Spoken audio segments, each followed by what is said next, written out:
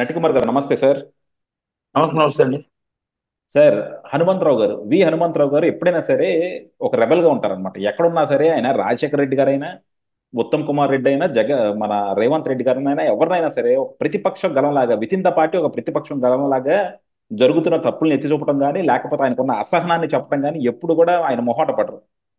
So ఇప్పుడు కూడా ఆయన చెప్తుంది ఏంటంటే, రేవంత్ రెడ్డి ఇన్నాళ్ళు పార్టీ కోసం ఎంతో కష్టపడిన క్యాడర్ని, నాయకుల్ని వదిలేసి నువ్వెందుకు బీఆర్ఎస్ నుంచి నాయకులను తీసుకుంటున్నావు?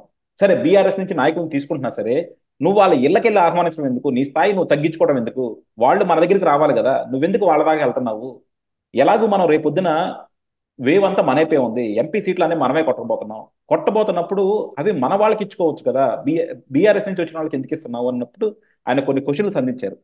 జనరల్ గా కూడా రేవంత్ రెడ్డి గారు కూడా చాలా రెబల్ క్యాండిడేట్. రేవంత్ రెడ్డి గారు కూడా రాజకీయం కూడా చాలా క్రూరంగానే చూస్తున్నారు. ఎవరు తన వాళ్ళు, ఎవరు కాదు, ఎవరిని ఎలా గెలిపించుకోవాలి, ఎవరికి సీట్లు ఇస్తే ఎలా లాభం ఉంటుందని ఆయన చాలా బాగా టాక్టికల్ గా ఉన్నారు. అంటే దీన్ని ఎలా చూస్తాం సార్? హనుమంతరావు గారు ఎప్పట్లాగే అధికారంలో ఉన్న వాళ్ళని విమర్శిస్తున్నారని చూడాలా, లేకపోతే మళ్ళీ రేవంత్ రెడ్డి గారు కూడా ప్రభుత్వంలోకి వచ్చినాక కొంచెం క్యారీ ఓవర్ అవుతున్నారని హనుమంతరావు చూడాలా? గారు కాంగ్రెస్ విధేయుడు. కాంగ్రెస్ కి రాహుల్ గాంధీ గారి ఫ్యామిలీకి విధేయుడు, నో డౌట్ దాంట్లో. ఆయన ఆరు నూరైనా తప్పు చేయడు, ఇది మాత్రం నేను చెప్పగలుగుతాను, ఎందుకంటే నేను కాంగ్రెస్ పార్టీ నుంచి వచ్చాను కాబట్టి. అలాగే రేవంత్ రెడ్డి గారు కాంగ్రెస్ కు ప్రాణం పెట్టారు. ఈరోజు గవర్నమెంట్ తేటానికి ఆయన సాయశక్తిలో ప్రయత్నం చేశారు.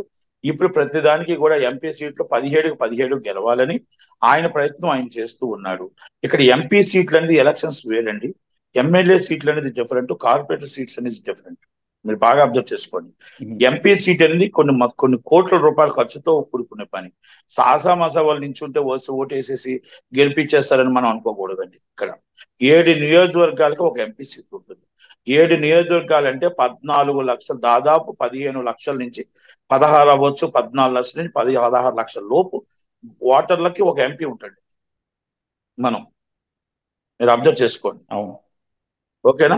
మరి 16 లక్షల మందిని మేనేజ్ చేయగల క్యాండిడేట్ కావాలి. మన కాంగ్రెస్ పార్టీలో విధేయులు ఉన్నారు, చాలా మంది ఉన్నారు. చాలా మంది కాంగ్రెస్ పార్టీ కూడా లాస్ట్ 5 years బిఫోర్ మనం ఆ 17 మంది నించుంటే ముగ్గురే ఎందుకు గెలిచారు? టెక్మాలు ఎందుకు ఓడిపోయారు? ముగ్గురు గెలిచిన కూడా ఉద్దండలో గెలిచారు. ఒకటి ఉత్తమ్ కుమార్ రెడ్డి గారు, ఒకటి కోమటిరెడ్డి వెంకటరెడ్డి గారు, ఒకటి రేవంత్ రెడ్డి గారు. వీళ్ళ ముగ్గురు గెలిచి టెక్మాలు ఎందుకు ఓడిపోయారు? ఫైనాన్షియల్ సపోర్ట్ లేక ఓడిపోయారా? కాంగ్రెస్ సపోర్ట్ లేక ఓడిపోయారా? లేకపోతే వాళ్ళకి ఎవరు ఓటేయక ఓడిపోయారు? కాదు. మరి ఓటేయక ఓడిపోతే ముగ్గురు ఎలా గెలిచారండి? అంటే కాంగ్రెస్ పార్టీలో జనంలో ఉన్న అది జనంలో మొత్తం తట్టుకోగలగాలి. అక్కడ మనిషిని మనం తట్టుకోగలగాలి. ఆ మనిషిని తట్టుకొని ఎంపీ సీట్ ని గెలవగలగాలి. మీకు బీజేపీ చూడండి, బీజేపీ ఎప్పుడూ చెప్తుంది కార్యకర్తల మరణం మా జీవితంలో, మా లైఫ్ లో మాకు నీతికి నిజాయితీకి మారిపోయారంటారు. నీతి నిజాయితీ మారిపోయారంటే ఒక్కసారి స్నానం చేసేసి బీజేపీలో జాయిన్ అయిపోతే వాళ్ళు నిజాయితీ పడలే వాళ్ళ దృష్టిలో.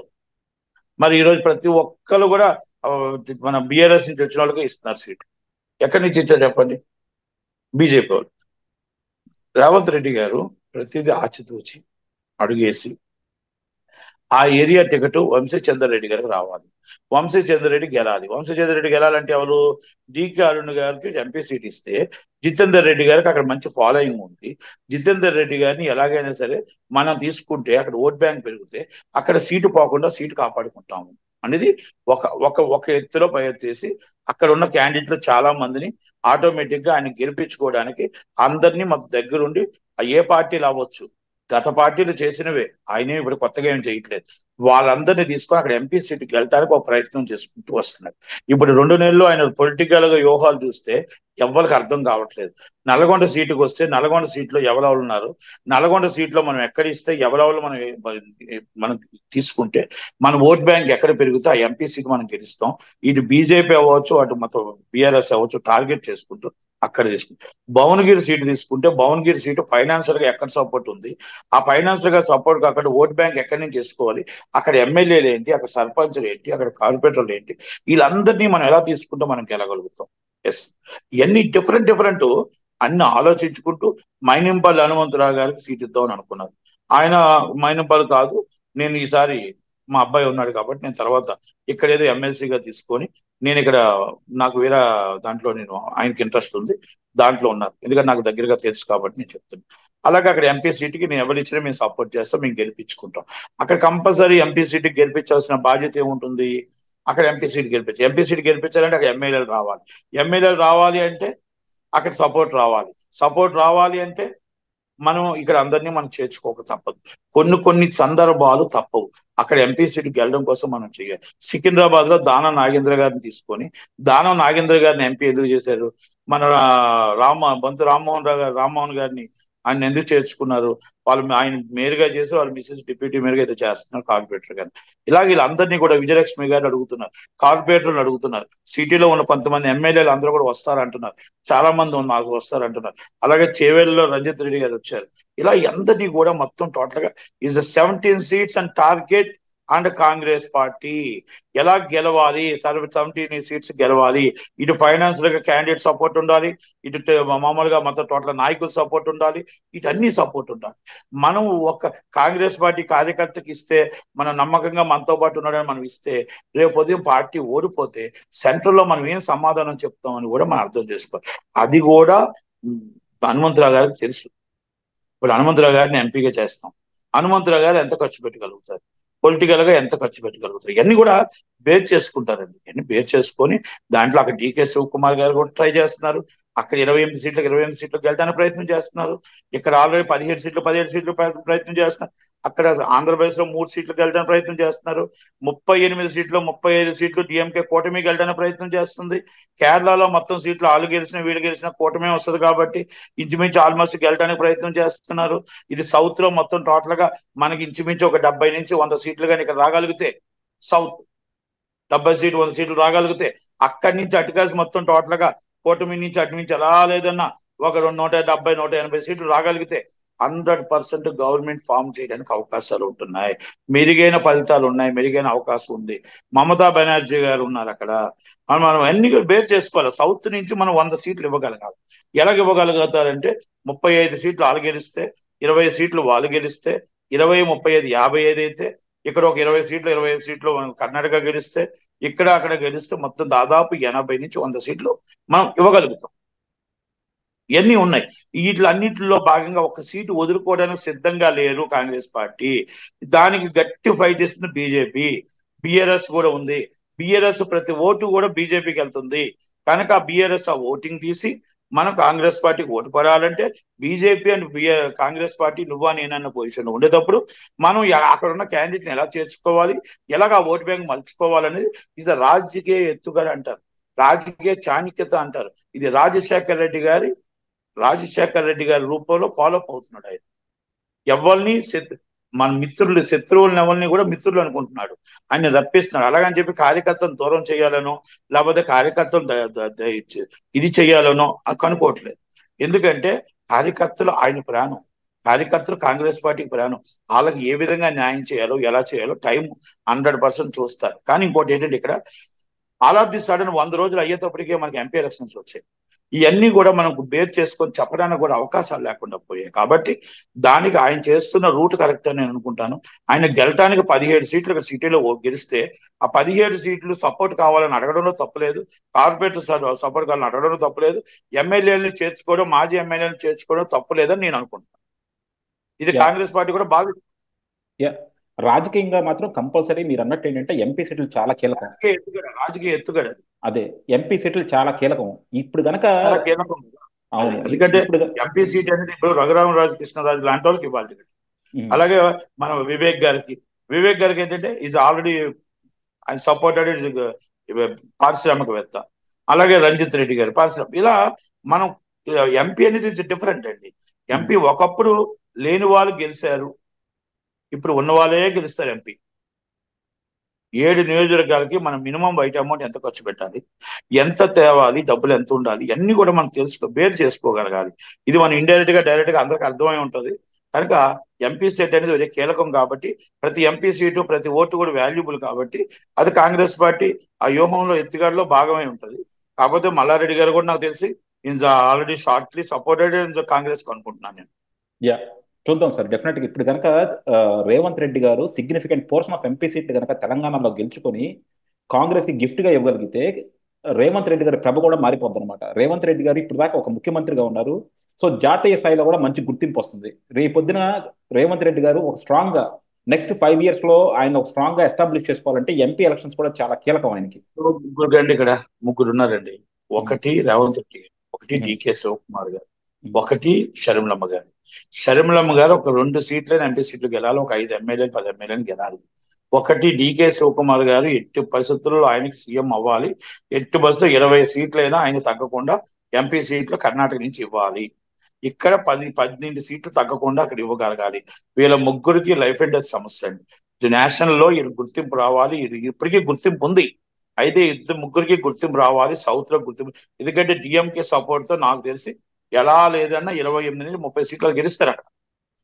డిఎంకే వెరీ స్ట్రాంగ్ ఉంది అక్కడ, కనుక గెలుస్తారు. అలాగని చెప్పేసి మనకి ఇక్కడ వీళ్ళు కూడా కేరళలోని కంపల్సరీ సిపిఎం కి కాంగ్రెస్ బాగా స్ట్రాంగ్ ఉంది కాబట్టి అక్కడ వస్తాయి. ఇక్కడ వీళ్ళకి ముగ్గురికి ఇద్దరికి నండి లైఫ్ అండ్ డెత్ సమస్య అండి. ఎందుకంటే ఆ కానుక ఇవ్వాలి. మన రాహుల్ గాంధీ గారి కానుక కంపల్సరీ సౌత్ నిలబెట్టాలి. ఆ నిలబెట్టాల్సిన బాధ్యత వీళ్ళకు ఉంది. ఉంటే దాని మీద చాలా పెద్ద లెవెల్కి వెళ్ళిపోతారండి, మామూలుగా కాదు. మీరు అన్నట్టు చాలా పెద్ద లెవెల్కి వెళ్తారు. అది ఇప్పుడు ఇప్పుడున్న కష్టకాలంలో మనం ఈ సీట్లు మనం ఇవ్వగలగాలి సౌత్ నుంచి. మేము మా లాంటి వాళ్ళు అనుకుంది కూడా అదే సార్. ఇప్పుడు మీరు ఇందాక చెప్పినట్టు ఏంటంటే తమిళనాడు అక్కడ డిఎంకే ఉంది చాలా స్ట్రాంగ్ గా, అక్కడ మాక్సిమం సీట్స్ వాళ్ళకి వచ్చేటట్టు ఉన్నాయి. అలాగే కేరళలో కాంగ్రెస్ కమ్యూనిస్టులు ఎవరు వచ్చినా సరే వాళ్ళకి వచ్చేటట్టు ఉన్నాయి. అలాగే కర్ణాటకలో కాంగ్రెస్ స్ట్రాంగ్ ఉంది, తెలంగాణలో కాంగ్రెస్ స్ట్రాంగ్ ఉంది, ఆంధ్ర కూడా. అలాగే చంద్రబాబు గారు బీజేపీతో కాకుండా కనీసం కాంగ్రెస్ తో ఎలియన్స్ సాగినా అవ్వకపోయినా న్యూట్రల్ గా ఉండుంటే మొత్తం సౌత్ అంతా కూడా యాంటీ బీజేపీని క్లియర్ కనపడేది. సో మనకున్న ఒక అవును, గోల్డెన్ ఆపర్చునిటీని చంద్రబాబు గారు మిస్ చేయించారేమో అనిపిస్తుంది. చూద్దాం రేపు పొద్దున ఎలక్షన్ రిజల్ట్ వచ్చినాక. అదంతా ఒక భాగం, ఒక ప్లాన్ లో భాగం అయిపోయిందండి. నేను అదే. ఇంకోటి కూడా చెప్తున్నానండి. హిందూకులకి మనం వ్యతిరేకం. అవును. Hindu or Muslim or Christian, మనది సెక్యులర్ రాజ్యం. అవును. మనం అందరినీ, వచ్చిన వాళ్ళందరినీ స్వాగతిస్తాం, వచ్చిన వాళ్ళందరినీ మనం చూస్తాం. మనం ఇక్కడ ఏమంటున్నాం అంటే ముసల్మాన్ అవ్వచ్చు, క్రైస్తవులు అవ్వచ్చు, క్రిస్టియన్స్ అవ్వచ్చు, ఎవరైనా హిందువులు అవ్వచ్చు, ఎవరైనా అవ్వచ్చు అండి. మేబీ వాళ్ళందరూ కూడా అన్నదమ్ముల్లో మనం బతుకుతున్నప్పుడు మనం ఒక ఒక ఒక ఒక మతానికి మనం ప్రేరేపించకూడదు అనేది మా ఉద్దేశం. అది ఏదైనా అవ్వచ్చు, ఏ మతమైనా అవ్వచ్చు. ఇప్పుడు మోడీ గారిది ఏమవుతుందంటే బీజేపీ ఒక్క మతానికి పిలవడం అనేది ఎదుటి వాళ్ళు బతుకుతున్న పరిస్థితికి వచ్చింది. అందుకని వీళ్ళందరూ కూడా మన అందరం బాగుండాలి, మన అందరం చేయాలంటే కాంగ్రెస్ పార్టీ రావాలని ఎందుకు కోరుకుంటున్నా, కాంగ్రెస్ పార్టీ అందరినీ కాపాడుకుంటూ వచ్చిందండి. అన్నింటినీ కాపాడుకుంటూ వచ్చింది. ఏంటి, అయోధ్య రామాలయం పెట్టాలని అందరూ కోరుకుంటాం. అలాగే మన చోట్ల మసీదు కట్టాలని అందరం కోరుకుంటాం. క్రైస్తవ దేవాలయం కట్టాలని అందరం కోరుకుంటాం. చర్చ్ కట్టాలని అందరం కోరుకుంటాం. అందుకనేసి మనం ఏమంటున్నాం అంటే అన్ని సమానంగా ఉండాలి తప్ప ఇలా ఒక మతానికి సపోర్ట్ గా ఇంకో మతాన్ని కించపరుస్తూ ఉండకూడదు అనేది మన ఉద్దేశం. అది అంతే సార్. అందుకని ఏంటంటే రాహుల్ గాంధీ గారు రావాలని ఉద్దేశం తప్ప ఏ మతానికి ఎవరు వ్యతిరేకం కాదు. అది మన అందరూ మన మతాన్ని పూజించేవారు. మనందరి కాన్సెప్ట్ కూడా ఏంటి ఇండియాలో సార్? పుట్టాం అంటే హిందుత్వంగానే పుట్టాం, అవును. హిందువుగానే ఉన్నాం, హిందువుగానే పూజిస్తాం. 100% దేవుణ్ణి పూజిస్తాం. మనకి ఇప్పుడు వాళ్ళకి అల్లా ఎంత ఎక్కువ, వాళ్ళకి ఇస్లాం ఎంత ఎక్కువ, అలాగే మన వెంకటేశ్వర స్వామి ఎంత ఎక్కువ, మన కనకదుర్గమ్మ టెంపుల్ ఎంత ఎక్కువ, ఒక్కొక్కరికి ఒక డిఫరెంట్ ఉంటుంది. కాశీనాథుడు మన కాశీ టెంపుల్ ఎంత ఎక్కువ, ఒక్కొక్కరికి ఒక్కొక్క టెంపుల్ ఉంటుందండి. ఆ ఆశ ఉంటుంది. అందరూ దేవుళ్ళు అందరూ చూసుకుంటారు. అందరూ బాగుండాలని మనం కోరుకుంటాం. కనుక కాంగ్రెస్ పార్టీ అంటే సెక్యులర్ రాజ్యం, అంటే అందరినీ కలుపుకొని వెళ్తుంది కాబట్టి కాంగ్రెస్ పార్టీ రావాలని కోరుకుంటాం. డెఫినెట్ గా సార్. మనందరి కాన్సెప్ట్ ఏంటి? Live and let live. నువ్వు బతుకు, మిగతా వాళ్ళు కూడా బతకనివ్వు. అలాగే కాంగ్రెస్ కూడా, లేకపోతే మన ఇండియా చూసుకున్నా సరే మనం అంతా సెక్యులర్. మీరు అన్నట్టు ఏంటంటే మనకి ఏ రోజు కూడా, ఇప్పుడు కాంగ్రెస్ అనుకుందాం సార్, గత 60 సంవత్సరాలుగా కాంగ్రెస్ ప్రభుత్వంలోనే ఉంది కదా, కాంగ్రెస్ అధికారంలోనే ఉంది కదా.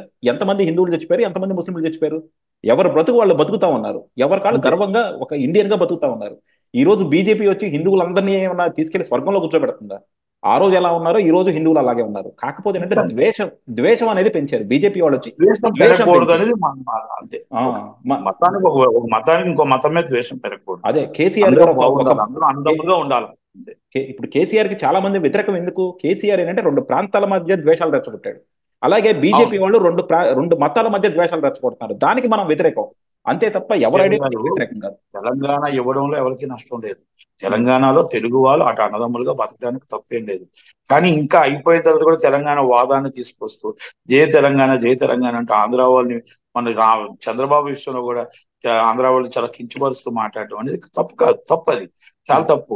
ఎందుకంటే మీకు తెలంగాణలో ఉన్నా, ఆంధ్ర వాళ్ళు ఉన్నా, ఎక్కడున్నా మా టోటల్ గా ఎనీ కంట్రీస్ ఎవరైనా ప్రపంచంలో ఎవరైనా ఎక్కడైనా బతకొచ్చు.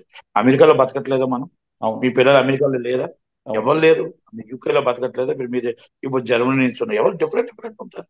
తప్పే అది ఉంది దాంట్లోని. యా ఉండకూడదు అనే రైట్ ఎవరికైనా ఉందా? అవును ఆంధ్రాలో పుట్టడం తప్ప మనం?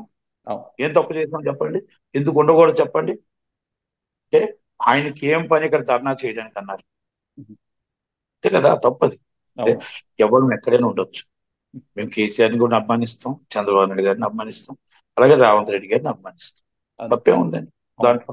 Yeah yeah thank you sir thank you very much.